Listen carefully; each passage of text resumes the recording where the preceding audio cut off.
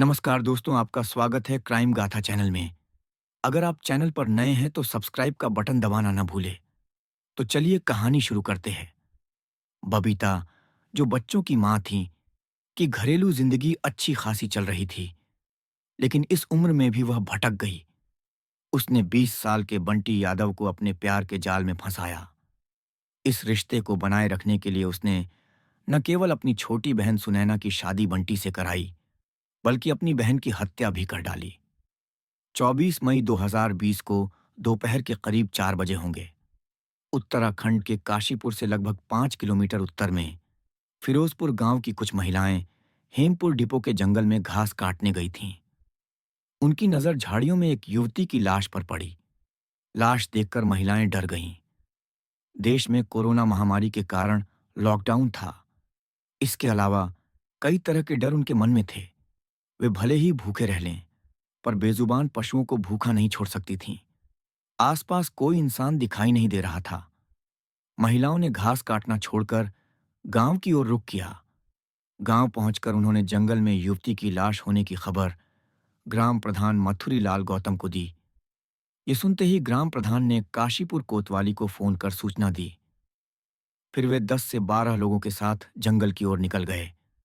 सूचना मिलते ही काशीपुर कोतवाली के निरीक्षक Chandramohan Singh, CO Manoj Thakur, SSI Satish Chandra Kapri, ITI थाना प्रभारी कुलदीप सिंह और एसआई गणेश पांडे घटनास्थल की ओर रवाना हो गए। कुछ ही देर में पुलिस उस जगह पहुंच गई जो ग्राम प्रधान ने बताई थी।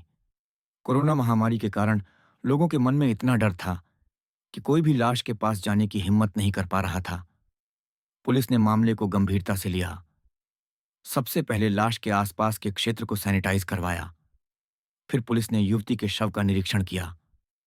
निरीक्षण में युवती के गले और ठुड्डी पर नीले निशान दिखे। ऐसा लग रहा था कि उसकी गला दबाकर हत्या की गई है। शक था कि शायद किसी ने दुराचार के बाद उसकी हत्या की हो। युवती ने काला कुर्ता और पीली सलवार पहनी थी। उसकी उम्र 19-20 साल के आसपास लग रही थी। लाश और घटनास्थल को देखकर अंदाजा हुआ कि हत्या कहीं और हुई और लाश यहां लाकर फेंकी गई। चेहरे के मेकअप से वह शादीशुदा लग रही थी। शाम हो चुकी थी। चारों ओर अंधेरा छाने लगा था। लॉकडाउन के कारण लोग घर से निकलने से डरते थे। उस समय युवती की शिनाख्त नहीं हो सकी। काशीपुर पुलिस ने लाश को मोर्चरी में रखवाया। एसएसआई सतीश चंद्र कापड़ी ने अज्ञात के खिलाफ हत्या का केस दर्ज किया।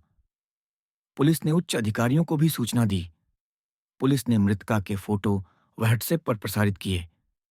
इससे उसकी शिनाख्त हो गई। मृतका का नाम सुनैना था, जो अलीगंज रोड की कुसुम वाटिका में रहती थी। काशीपुर के विजयनगर नई बस्ती की बबीता, पत्नी शंभुगिरी, ने उसकी शिनाख्त अपनी छोटी बहन सुनैना के रूप में की। शिनाख्त के बाद शव को पोस्टमार्टम के लिए भेजा गया। 27 मई को कैलाश राणा ने सुनैना के शव का पोस्टमार्टम किया। रिपोर्ट में पुष्टि हुई कि उसकी हत्या गला दबाकर की गई थी। गले के साथ साथ चेहरे पर नाखूनों के निशान भी थे। इससे बलात्कार के बाद हत्या का शक खत्म हो गया। लेकिन पुलिस को अभी भी यकीन था कि हत्या घटनास्थल पर नहीं हुई थी। शिनाख्त के बाद पुलिस ने सबसे पहले बबीता से पूछताछ की। बबीता ने बताया कि 7 महीने पहले सुनैना की शादी अलीगंज रोड निवासी बंटी के साथ हुई थी। उसने कहा कि बंटी उसका पुराना परिचित था। बबीता शहर में किसी के घर पर काम करती थी। बंटी के पिता उसी मालिक के यहाँ माली थे। बंटी अपने पिता को खाना देने अक्सर वहां आता था। उसी दौरान उसकी बबीता से जान पहचान हुई। बबीता को लगा कि बंटी सुनैना के लिए ठीक रहेगा। उसने बंटी के पिता से शादी की बात की। बंटी के पिता ने सुनैना का फोटो देखकर हामी भर दी। फिर बंटी और सुनैना की शादी रीति रिवाज से हो गई। बबीता ने पुलिस को बताया कि 23 मई को वह सुनैना को अपने घर ले आई थी। अगले दिन बंटी उसे गड्ढा कॉलोनी में किराए का कमरा दिखाने ले गया। उसी शाम सुनैना की लाश जंगल में मिली। सुनैना फिरोजपुर के जंगल में कैसे पहुंची, यह बबीता की समझ से बाहर था। बबीता का बयान लेने के बाद पुलिस ने बंटी यादव को पूछताछ के लिए बुलाया। बंटी से भी सुनैना की हत्या के बारे में कोई खास जानकारी नहीं मिली। उसने बताया कि वह सुनैना को कमरा दिखाने के बाद घर ले आया था। फिर वह किसी काम से शहर चला गया। उसी दौरान सुनैना बिना बताए घर से निकल गई थी। उसकी हत्या किसने की, उसे कोई जानकारी नहीं थी। बबीता ने भी पुलिस को बताया था कि सुनैना का मानसिक संतुलन ठीक नहीं था, इसलिए वह अक्सर चुपके से घर से निकल जाती थी। मृतिका की बहन और ससुराल वालों से कोई ठोस जानकारी न मिलने पर पुलिस ने केस की गहराई में जाने के लिए 4 टीमें बनाईं। काशीपुर कोतवाली प्रभारी चंद्रमोहन सिंह के नेतृत्व में पुलिस ने शहर के 40 सीसीटीवी कैमरों की फुटेज खंगाली। घटनास्थल, सुनैना के ससुराल और बबीता के घर के पास के कैमरों की फुटेज भी देखी गई। कई संदिग्ध लोगों से पूछताछ की गई। 23 मई 2020 को द डेडियाल रोड के एक सीसीटीवी में सुनैना गरीबों को बांटा जा रहा खाना लेते दिखी। इससे साफ हुआ कि 23 मई को वह काशीपुर टांडा चौराहे के आसपास थी। बबीता ने भी बताया था कि उसने सुनैना को उसी दिन अपने घर ले जाया था। सीसीटीवी फुटेज की गहन जांच में पुलिस को बड़ी सफलता मिली। एक फुटेज में सुनैना, बंटी और बबीता 24 मई 2020 को रामनगर रोड की ओर जाते दिखे। इस जानकारी के बाद पुलिस ने उसी दिशा में जांच बढ़ाई। लोगों से पता चला कि फिरोजपुर गांव से रामनगर जाने वाली रेलवे पटरी पर दोपहर के समय एक लड़की और लड़के को साथ जाते देखा गया था। इससे पुष्टि हुई कि सुनैना की हत्या बंटी ने की थी। फिर भी पुलिस पुख्ता सबूत जुटाने में लगी रही। पुलिस ने बंटी और बबीता को दोबारा पूछताछ के लिए बुलाया। दोनों से सख्ती से सवाल जवाब किए गए। दोनों ज्यादा देर तक पुलिस के सामने टिक न सके। बंटी और बबीता ने अपना गुनाह कबूल कर लिया। उन्होंने बताया कि प्रेम प्रसंग के कारण उन्होंने सुनैना की गला दबाकर हत्या की थी। पुलिस ने बंटी की निशानदेही पर सुनैना का थैला, चप्पलें और मास्क रामनगर रोड के ट्रांसफार्मर के पास से बरामद किया। बंटी ने बताया कि उसने बबीता के कहने पर हत्या की थी। बंटी 20 साल का था, जबकि बबीता करीब 40 साल की। बबीता का बड़ा बेटा भी बंटी से 4 साल बड़ा था। आखिर बबीता ने बंटी से दोस्ती कैसे की और अपनी बहन की शादी उससे क्यों कराई? पुलिस जांच में इस केस की चौंकाने वाली सच्चाई सामने आई। बिहार के गोपालगंज जिले के मलाईटोला निवासी शंभूगिरी की शादी सालों पहले तमकनी रोड, सुना भवानी निवासी बबीता से हुई थी। शादी के कुछ समय बाद शंभू रोजगार की तलाश में काशीपुर आ गया। काशीपुर में उसे एक फैक्ट्री में काम मिला। वह फैक्ट्री के कमरे में रहने लगा। शंभू ने अपनी पत्नी बबीता को बिहार में छोड़ रखा था। बबीता सुंदर और तेज तर्रार थी। जब शंभू का काम ठीक चलने लगा, बबीता ने काशीपुर में उसके साथ रहने की जिद की। शंभू ने समझाया कि वह फैक्ट्री के छोटे से कमरे में रहता है, जहां अन्य मजदूर भी रहते हैं, जो उसके लिए ठीक नहीं है। लेकिन बबीता नहीं मानी। शंभू ने उसकी जिद के आगे हार मानकर काशीपुर में किराए का कमरा ले लिया।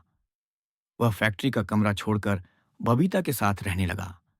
किराए के कमरे से खर्च बढ़ गए। बबीता शौकीन मिजाज थी। उसे सजना संवरना पसंद था। शंभू सुबह फैक्ट्री चला जाता और बबीता कमरे में अकेली रहती। काशीपुर की आबोहवा ने बबीता के रूप रंग को और निखार दिया। वह सज संवर कर शहर में घूमती और देर बाद घर लौटती। समय के साथ बबीता 2 बच्चों की मां बन गई। सीमित आय, किराए का मकान और 2 बच्चों के कारण शंभू का बजट बिगड़ने लगा। फिर भी बबीता फिजूल खर्ची से बाज नहीं आई। खर्च बढ़ने पर शंभू ने बबीता को काम करने को कहा। बबीता की सुंदरता और तेज तर्रारी के कारण उसे एक प्रॉपर्टी डीलर के घर पर घरेलू काम मिल गया। वह सुबह खाना बनाकर शंभू को फैक्ट्री भेजती, बच्चों को घर छोड़कर काम पर निकल जाती। बबीता को काम मिलने से शंभू को राहत मिली। वह मालिक के घर से पैसे के अलावा खाना, कपड़े और सामान भी लाती। इससे शंभू की गृहस्थी फिर से पटरी पर आ गई। कुछ साल बाद बबीता ने तीसरे बच्चे, एक बेटी को जन्म दिया। लोगों के घरों में काम करने वाली औरतों की समाज में कोई इज्जत नहीं होती। बबीता 40 साल की थी और 3 बच्चों की मां थी। फिर भी उसका गदराया शरीर आकर्षक लगता था। बबीता की प्रवृत्ति कामुक थी। उसके बच्चे बड़े हो चुके थे और सभी किराए के एक कमरे में रहते थे।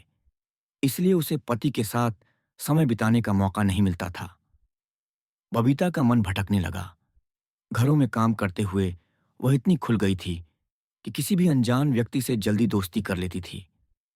वह जिस मालिक के घर काम करती थी, वहां अजय यादव माली था।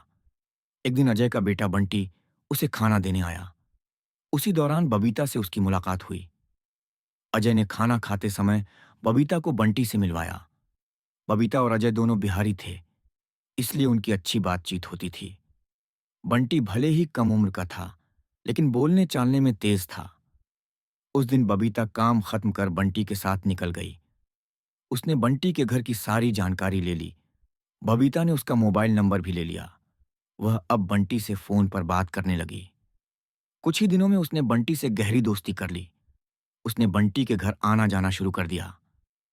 अजय यादव के 4 छोटे बच्चे थे, बंटी, राजा, रोहित और लक्ष्मी। अजय की पत्नी कम सुनती थी। वे जिस मकान में रहते थे वह किराए का था, लेकिन कई कमरे वाला था। दरवाजे के पास एक कमरा था जो बाकी हिस्से से अलग था। बबीता उसी कमरे में बंटी के साथ चली जाती। बंटी की मां को इसका पता नहीं चलता था। बंटी और बबीता उस कमरे में बैठकर बातें करते। अजय यादव शाम को ही घर लौटता था। इसका फायदा उठाकर बबीता ने बंटी के साथ शारीरिक संबंध बना लिए। इसकी भनक न बबीता के परिवार को लगी न बंटी के। अजय और उसकी पत्नी सीधे साधे लोग थे। बबीता बंटी से दोगुनी उम्र की थी। यह बात बंटी की मां रामकली को खटक रही थी। उनके बार बार मिलने की बात रामकली ने अजय को बताई। अजय ने बबीता को समझाया कि तुम उम्रदराज और समझदार हो। बंटी अभी बच्चा है, तुम्हारा उसके साथ उठना बैठना ठीक नहीं। मोहल्ले वाले बातें बनाने लगे हैं, तुम हमारे घर आना जाना कम कर दो। बबीता के दिलो दिमाग पर बंटी का जुनून सवार था। वह किसी भी हाल में उसके बिना नहीं रह सकती थी। इस उम्र में बंटी के लिए उसका जुनून प्यार नहीं था, ये उसकी काम वासना को शांत करने का जरिया था। जब अजय ने उनके बीच रोड़ा बनने की कोशिश की, बबीता और बंटी ने दूसरा रास्ता निकाला। सुनैना परिवार के लिए परेशानी का सबब थी। जब उसका मन होता, वह बिना बताए घर से निकल जाती थी। बबीता के माता पिता लंबे समय से उसकी शादी की बात कर रहे थे। बबीता उसकी शादी कराने की कोशिश में थी। कई कोशिशों के बाद उसने एक लड़के से बात चलाई। उसने सुनैना को बिहार से बुलवाया, लेकिन लड़के ने सुनैना की हालत देखकर शादी से इनकार कर दिया। तब से सुनैना बबीता के साथ रह रही थी। शंभूगिरी का परिवार काशीपुर की विजयनगर नई बस्ती में किराए के मकान में रहता था। मकान का किराया 3,500 रुपये महीना था, जो शंभू के बजट से बाहर था। फिर भी बबीता ने सुनैना को बुला लिया था। शंभू ने कई बार बबीता से उसे बिहार भेजने को कहा, लेकिन बबीता ने उसकी बात नहीं मानी। तब तक बबीता ने बंटी को अपने प्रेम जाल में फंसा लिया था। वह उसे किसी भी कीमत पर छोड़ना नहीं चाहती थी। बंटी के घर आने जाने पर रोक लगने पर बबीता ने इसका भी रास्ता निकाला। उसने एक चाल चली। बबीता ने बंटी को अपनी बहन सुनैना से मिलवाया। सुनैना देखने में ठीक ठाक थी। बंटी को नहीं पता था कि वह मंदबुद्धि है। मिलवाने के बाद बबीता ने बंटी से कहा, अगर वह चाहे तो सुनैना से शादी कर सकता है। अगर सुनैना उसे पसंद है तो वह शादी करा देगी। बंटी नादान नहीं था। दोनों हाथों में लड्डू देखकर वह खुद को रोक न सका। उसने सुनैना से शादी की हामी भर दी। बबीता यही चाहती थी कि सुनैना का बोझ उसके सिर से हट जाए। बंटी उसके कब्जे में था और ये उसके लिए रास्ता बनाता था। बंटी जानता था कि घर की हालत के कारण उसकी शादी आसान नहीं थी। सुनैना से शादी की बात सुनकर वह खुशी से फूला नहीं समा रहा था। उसी शाम उसने अपने पिता अजय यादव को यह बात बताई। अजय को कुछ अजीब लगा। वह पहले से जानता था कि बबीता ने बंटी पर कब्जा कर रखा है। अब वह अपनी बहन से शादी कराकर क्या नाटक रच रही है। उसे लग रहा था कि बबीता के मन में कोई षड्यंत्र है। उसने बंटी को उनसे दूरी रखने की सलाह दी, लेकिन बंटी बबीता के प्यार में पागल था। वह सुनैना से शादी के लिए अड़ गया। बंटी ने बबीता को बताया कि उसके घर वाले शादी के लिए राजी नहीं हैं। यह सुनकर बबीता को गुस्सा आ गया। वह तुरंत अजय यादव से मिली। बबीता ने अजय को धमकाया कि क्या तुम्हें बलात्कार की सजा पता है? तुम्हारे बेटे ने मेरी बहन के साथ बलात्कार किया है। ये बात सिर्फ मैं और तुम्हारा बेटा जानता है। यह सुनकर अजय का गला सूख गया। वह समझ नहीं पा रहा था कि बबीता का दावा कितना सच है। उसने बंटी से पूछा तो उसने चुप्पी साध ली। बंटी जानता था कि बबीता जो कर रही है वह उसके हित में है। उस दिन के बाद अजय ने बबीता और बंटी के बीच दखल देना बंद कर दिया। घटना से 7 महीने पहले अजय ने अपनी बेटी लक्ष्मी का जन्मदिन मनाने का प्लान बनाया। उसी दिन बबीता सुनैना को साथ लेकर अजय के घर पहुंच गई। सुनैना दुल्हन के कपड़ों में थी। इससे पहले कि अजय कुछ समझ पाता, बबीता ने उससे शादी की तैयारी करने को कहा। शादी की बात सुनकर अजय हक्का बक्का रह गया, लेकिन उसमें बबीता का विरोध करने की हिम्मत नहीं थी। उसने आनन फानन में एक पंडित बुलवाकर बंटी और सुनैना की शादी करा दी। सुनैना का कन्यादान शंभूगिरी ने किया। शादी के बाद बबीता अपने पति शंभू के साथ अपने कमरे पर लौट आई। इसके बाद वह सुनैना की खैर खबर लेने के बहाने बिना रोक टोक बंटी के घर आने जाने लगी। अब अजय का मुंह पूरी तरह बंद हो गया था। शादी की रात ही बंटी को सुनैना की हकीकत पता चल गई। जब उसे मालूम हुआ कि वह मंदबुद्धि है, उसे बहुत दुख हुआ, लेकिन वह बबीता के प्यार में पागल था। उसने सोचा कि सुनैना घर का काम तो कर ही लेगी, उसके तन की प्यास बुझाने के लिए बबीता है। सुनैना की हकीकत जानकर अजय को झटका लगा। उसने सोचा भी नहीं था कि बेटे की जिद उसे ऐसी मुसीबत में डाल देगी। उसकी पत्नी पहले से कम सुनती थी। घर में बहू आई तो वह भी पागल जैसी थी। वक्त बीतने के साथ सुनैना का पागलपन और खुलकर सामने आया। कभी कभी वह रात में रेलिंग पकड़कर घर से गायब हो जाती, फिर उसे ढूंढ कर लाना पड़ता था। सुनैना की हरकतों से तंग आकर बंटी ने बबीता से शिकायत की, तुमने अपनी पागल बहन से शादी कराकर मुझे मुसीबत में डाल दिया। बंटी ने कहा कि इससे पहले वो हमें परेशानी में डाले, तुम इसे अपने घर ले जाओ। बबीता ने बड़ी मुश्किल से सुनैना की शादी कराई थी। जब यह बात शंभूगिरी के सामने आई, उसने बबीता को सुनैना को बिहार छोड़ने को कहा, लेकिन बबीता उसे बिहार भेजने को तैयार नहीं थी। उसे डर था कि अगर वह बिहार गई तो बंटी से उसका मिलना जुलना बंद हो जाएगा। वह किसी भी कीमत पर बंटी से रिश्ता खत्म नहीं करना चाहती थी। उस समय देश में कोरोना का कहर था। लॉकडाउन के कारण लोग घर से निकलने से बचते थे। दोपहर 12 बजे तक शहर सुनसान हो जाता था। लॉकडाउन का फायदा उठाने के लिए बबीता ने बंटी के साथ मिलकर एक षड्यंत्र रचा। यह ऐसा था कि सांप भी मर जाए और लाठी भी न टूटे। दोनों ने सुनैना को मारने की योजना बनाई। 24 मई 2020 को बबीता सुनैना को साथ लेकर घर से निकली। उसे सरकारी अस्पताल के पास बिठाकर वह बंटी के कमरे पर पहुंच गई। योजना के तहत दोनों सुनैना को गड्ढा कॉलोनी में कमरा दिखाने की बात कहकर रामनगर रेलवे ट्रैक की ओर निकल गए। उस समय आसपास कोई नहीं था। फिरोजपुर गांव के पास पहुंचकर सुनैना ने पानी मांगा। बंटी ने उसे पास के हैंडपंप से पानी पिलाया। फिर उन्होंने कहा कि गड्ढा कॉलोनी पास ही है। सुनैना को गड्ढा कॉलोनी का नाम तक नहीं पता था, फिर भी वह उन पर भरोसा कर आगे बढ़ती गई। जंगल के पास पहुंचकर बबीता एक पेड़ के नीचे बैठ गई। मौका देखकर बंटी ने सुनैना को पकड़कर उसका गला दबाने की कोशिश की। सुनैना उसके चंगुल से छूटकर भागने लगी। बंटी को लगा कि अगर वह भाग गई तो उनका खेल खत्म हो जाएगा। उसने फिर कोशिश की और 50 मीटर दूर उसे पकड़ लिया। अपना बचाव करते हुए सुनैना ने बंटी के चेहरे पर नाखून मारे, लेकिन बंटी ने दरिंदगी दिखाते हुए उसका गला दबाकर हत्या कर दी। हत्या के दौरान बंटी और सुनैना का मास्क टूट गया, जिसे बंटी ने वहीं फेंक दिया।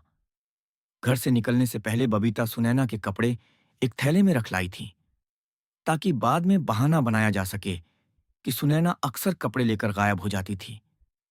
इससे हत्या का आरोप उन पर न आए। बबीता ने कभी नहीं सोचा था कि उसका यह खेल उसके लिए मुसीबत बन जाएगा। इस वारदात का खुलासा होने पर एएसपी राजेश भट्ट ने पुलिस टीम को 100 रुपये का इनाम दिया। 30 मई 2020 को पुलिस ने भादनसम की धारा 302/2001 के तहत बंटी यादव और बबीता को गिरफ्तार कर कोर्ट में पेश किया। दोनों को जेल भेज दिया गया। अगर आपको हमारी वीडियो पसंद आई तो वीडियो को लाइक करें और चैनल को सब्सक्राइब करें। कमेंट करके बताएं कि आप हमारी वीडियो कहां से देख रहे हैं। धन्यवाद दोस्तों।